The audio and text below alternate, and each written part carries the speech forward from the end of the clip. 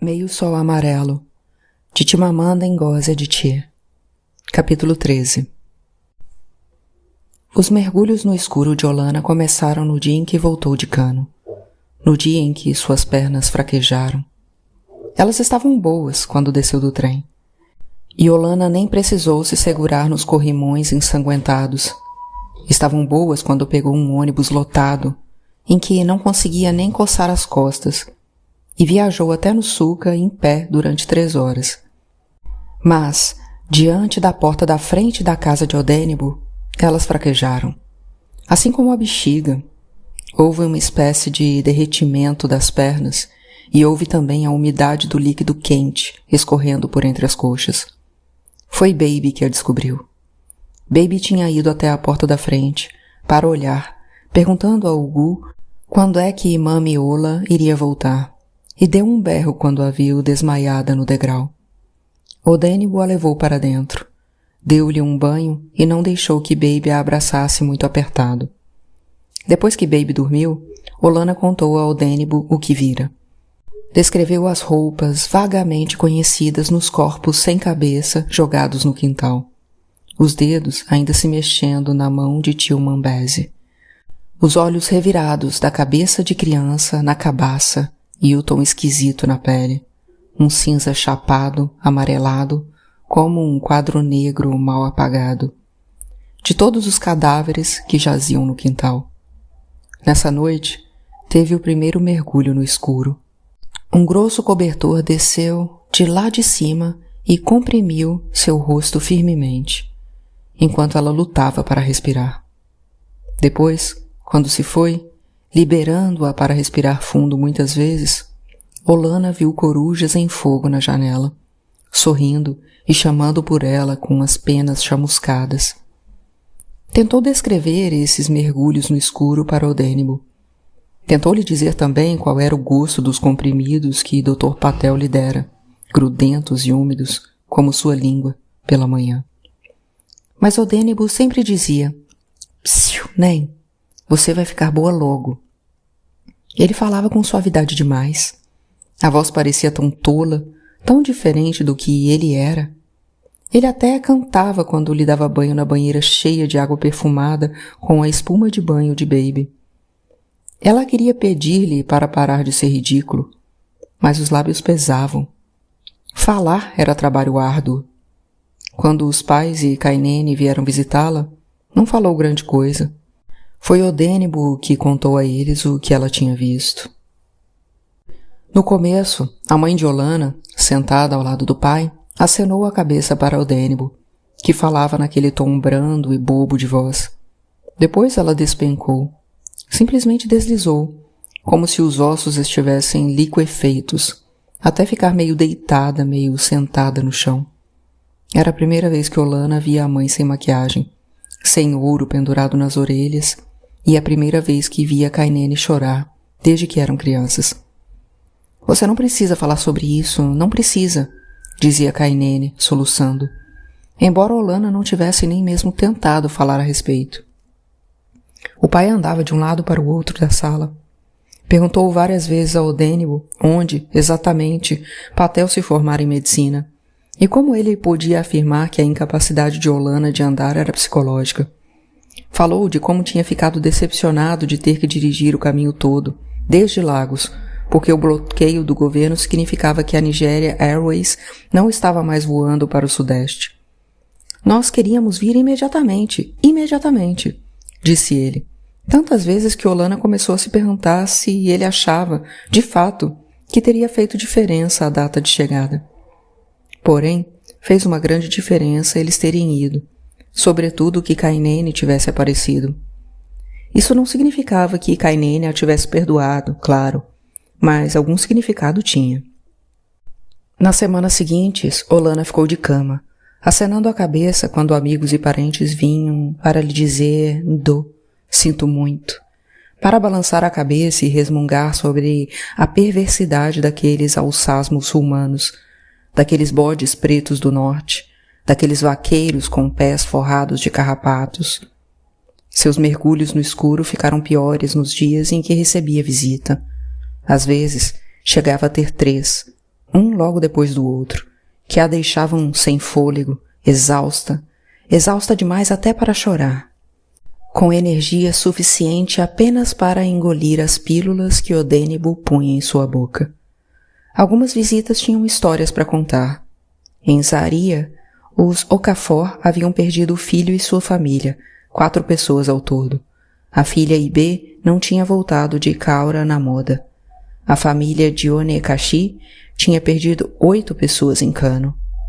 Também falavam que os acadêmicos britânicos da Universidade de Zaria haviam incentivado os massacres e enviado estudantes para incitar os jovens, que grandes multidões nos terminais rodoviários de Lagos vaiavam e zombavam, gritando: "Fora os ibus! Fora os ibus!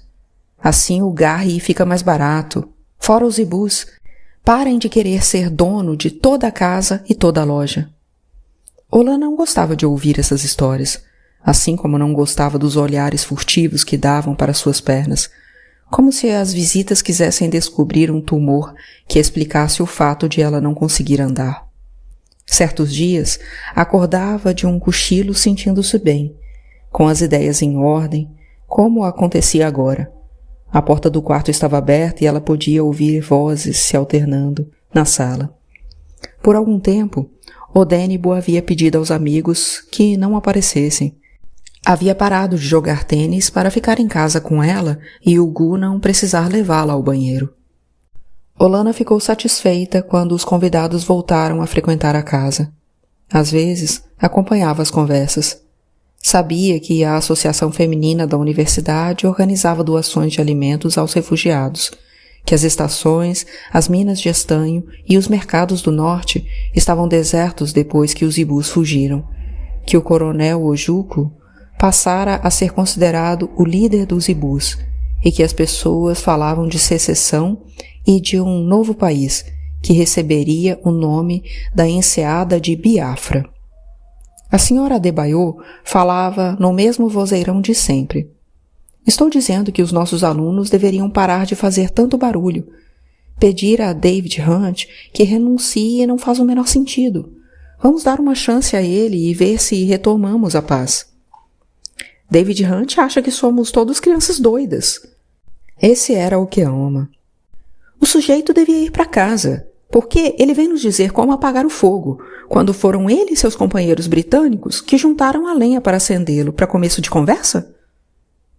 Eles podem ter juntado a lenha, mas fomos nós que acendemos o fósforo, disse alguém com uma voz que ela não conhecia. Talvez fosse o professor Achara, o novo catedrático de física, que tinha vindo de Ibadan depois do segundo golpe. Lenha ou não, o importante é encontrar uma forma de firmar a paz antes que a explosão seja geral, disse a senhorita Adebayo. E que tipo de paz estamos procurando obter?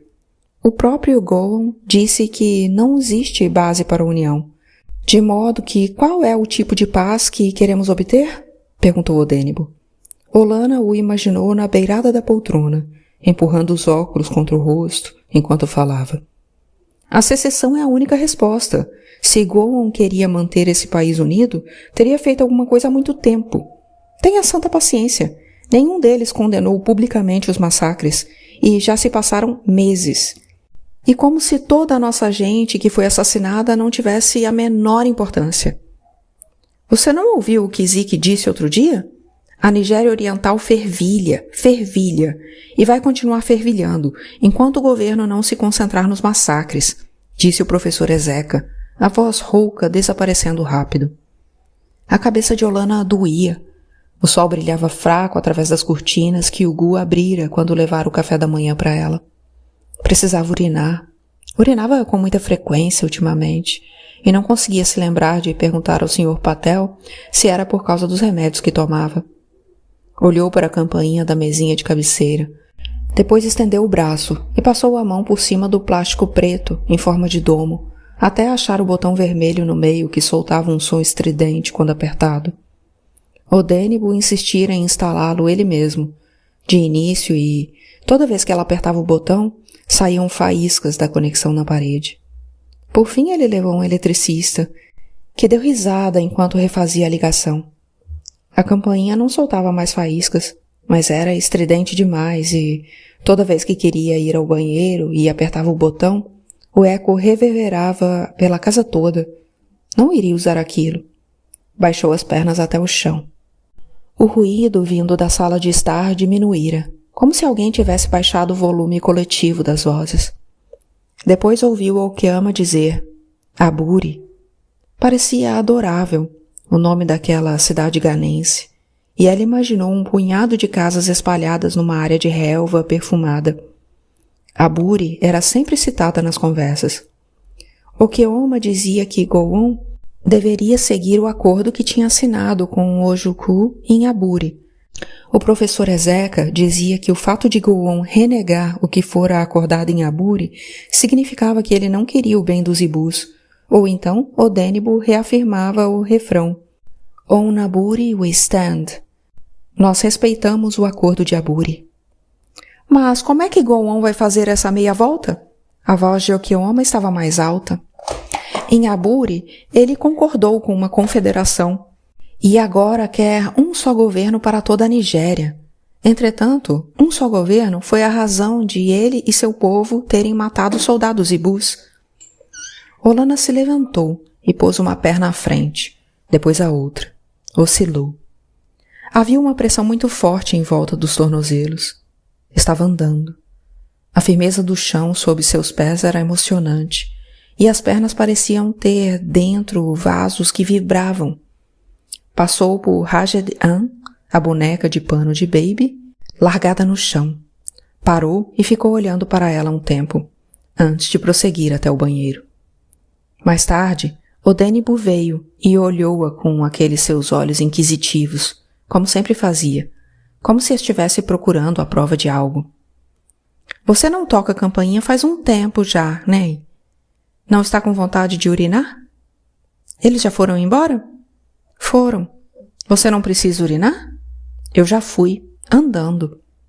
Odenbo olhou fixo para ela. Eu andei, disse Olana de novo. Eu fui sozinha até o banheiro. Havia algo que ela nunca vira na expressão de Odenbo. Algo precioso e assustador. Ela sentou e ele imediatamente estendeu os braços para segurá-la. Mas ela o dispensou. Andou alguns passos até o armário e de volta para a cama. Odenbo sentou, ainda olhando para ela. Olana pegou sua mão, encostou-a no rosto, depois apertou-a contra o peito. Toque em mim. Eu vou chamar o Patel. Quero que ele venha e dê uma olhada em você. Toque em mim. Sabia que ele não queria, que tocara em seu seio só porque faria tudo o que ela pedisse. Qualquer coisa que a fizesse se sentir melhor. Olana afagou seu pescoço, enterrou os dedos em seus cabelos densos e, quando foi penetrada, pensou na barriga grávida de Arise, de como devia ter sido fácil romper-se, a pele estirada como estava. Começou a chorar. Nem, não chore. Odenbo havia parado. Estava deitada ao seu lado, alisando sua testa. Mais tarde, quando lhe deu mais comprimidos com um pouco de água, ela tomou sem reclamar. Deitou-se de novo e esperou pela estranha calmaria que os remédios traziam. A batida suave de Ugu a acordou. Ele abriria a porta e entraria com uma bandeja de comida, que colocaria ao lado de seus remédios, da garrafa de Lucozade e da lata de glicose. Lembrou-se da primeira semana depois da volta, a semana em que Odenbo saltava da cama toda vez que ela se mexia. Tinha pedido água e, quando Odenbo abriu a porta do quarto para ir até a cozinha, quase tropeçou em Ugu, enroscado numa esteira, bem na porta. Meu bom homem, o que está fazendo aqui? E Ugu respondera, o senhor não sabe onde fica nada na cozinha, sir. Olana fechou os olhos e fingiu estar dormindo. Ugu estava bem perto, vigiando. Dava para ouvir sua respiração. Quando estiver pronta, Má, a comida chegou. Olana quase deu risada. Ele provavelmente sempre soube que ela fingia dormir quando chegava com a comida. Abriu os olhos. O que você fez? Arroz jollof. Ergueu a tampa do prato. Usei tomate fresco da horta. Baby já comeu? Já, Má. Ela está brincando aí fora com os filhos do Dr. Ikeki. Olana apanhou o garfo na mão. Amanhã eu faço salada de fruta para a senhora, má. Aquele mamoeiro do fundo está com um mamão maduro no pé. Vou dar mais um dia e depois eu colho, antes que os passarinhos descubram. Vou pôr laranja e leite também. Ótimo! O Gu continuou no quarto e Olana sabia que não iria embora enquanto ela não começasse a comer. Ergueu o garfo até a boca devagar e mastigou de olhos fechados. Devia estar tão bom quanto qualquer coisa que o Gu cozinhava. Ela tinha certeza. No entanto, fora os comprimidos esfarelentos, fazia muito tempo que não conseguia sentir o gosto de nada. Por fim, tomou um pouco de água e pediu ao Gu para levar a bandeja embora. Na sua mesa de cabeceira, Odênibo tinha posto uma longa folha de papel com as palavras: Nós, funcionários da universidade, exigimos a secessão como forma de segurança, datilografado no alto e uma miscelânea de assinaturas embaixo. Estava esperando você ficar forte o bastante para assinar antes de entregar à assembleia em Enugu, tinha dito ele. Depois que o Gu saiu, ela pegou uma caneta, assinou o abaixo-assinado e depois conferiu o texto, para ver se havia algum erro. Não havia nenhum. Mas Odênibo não precisou entregar a carta porque a secessão foi anunciada naquela noite. Ele sentou na cama, com o rádio colocado na mesinha de cabeceira. A transmissão estava com um pouco de estática, como se as ondas do rádio entendessem a importância do discurso. A voz de Ojuku era inconfundível, vibrante, masculina, carismática, macia. Meus conterrâneos e conterrâneas, vocês, o povo da Nigéria Oriental, conscientes da suprema autoridade de Deus Todo-Poderoso sobre toda a humanidade, do dever que tem para com a posteridade, cientes de que qualquer governo sediado fora da Nigéria Oriental não poderá mais proteger suas vidas e propriedades, decididos a dissolver todos os laços políticos e de outra natureza entre vocês e a ex-república da Nigéria. E, tendo me autorizado a proclamar em seu nome a Nigéria Oriental como república soberana e independente, eu assim faço e proclamo solenemente que o território e a região conhecidos e chamados de Nigéria Oriental, juntamente com sua plataforma continental e suas águas territoriais, sejam considerados daqui para frente como um Estado soberano independente, com nome e título de República de Biafra. Este é o nosso começo, disse Odênibo. Já abandonara aquela falsa suavidade de voz e o tom era normal de novo, vigoroso e sonoro. Tirou os óculos, agarrou as mãozinhas de Baby e começou a dançar com ela, em círculos. Olana riu e depois sentiu que estava seguindo um roteiro, como se a animação de Odênibo não aceitasse nada a não ser mais animação. Sentou-se e estremeceu. Ela queria que a secessão ocorresse, mas agora parecia algo grande demais para ser concebido. Odênibo e Baby dançavam em volta, sem parar. Odênibo cantando desafinadamente uma música composta por ele mesmo. Esse é o nosso começo. Claro que é. Nosso começo. Claro que é. Enquanto Baby ria em alegre incompreensão. Olana observou os dois, a mente paralisada no presente, na mancha de suco de caju na frente do vestido da filha. O comício foi realizado na Praça da Liberdade, no centro do campus. Professores e alunos gritando e cantando. Uma interminável camada de cabeças, as faixas erguidas lá no alto. Nós nunca, jamais nos mudaremos, assim como uma árvore à beira da água. Nós jamais nos mudaremos. Ojuku nos dá apoio, jamais nos mudaremos. Deus nos dá apoio, jamais nos mudaremos. Todos balançavam o corpo, cantando, e Olana imaginou a mangueira, a gemelina, oscilando também, em uníssono, num único arco fluido.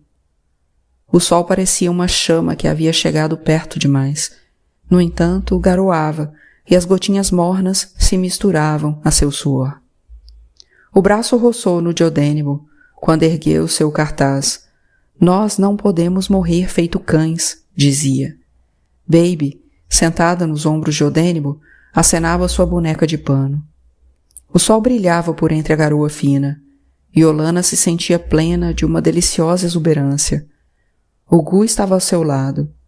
Seu cartaz dizia: Deus abençoe Biafra. Eles eram biafrenses. Ela era biafrense.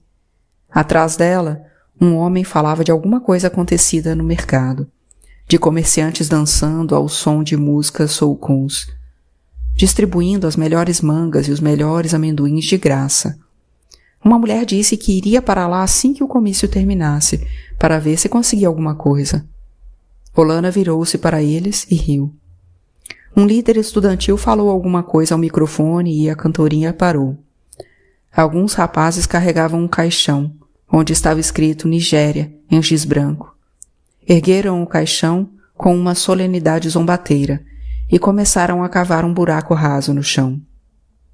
Quando baixaram o caixão no buraco, a multidão soltou um brado que se esparramou, como ondas num lago, até que tudo virou uma só explosão, até Olana sentir que todos ali tinham se tornado uma única pessoa.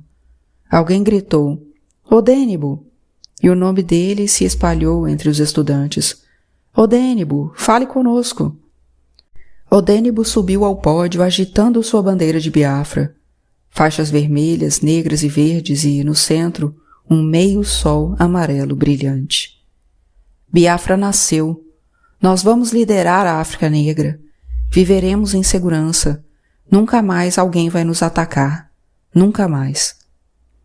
Odênibo ergueu o braço enquanto falava, e Olana se lembrou de como o braço de tia Feca, largada morta no chão, parecia desajeitadamente retorcido, de como o sangue tinha empoçado, tão denso que parecia cola.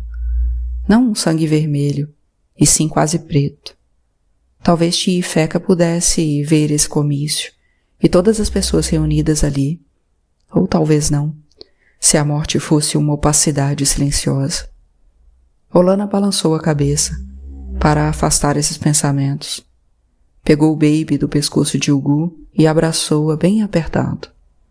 Depois do comício, ela e Odênibo foram para o clube. Os estudantes haviam se reunido num campo de hóquei, ali perto, queimando esfinges de papel de Gowan numa fogueira brilhante. A fumaça se enroscava no ar noturno e se misturava com as risadas e conversas. Olana viu tudo aquilo e percebeu, como uma onda de doçura, que todos sentiam o que ela e Odênibo sentiam, como se nas veias de todos corresse aço líquido, e não sangue, como se todos pudessem parar descalços sobre brasas incandescentes.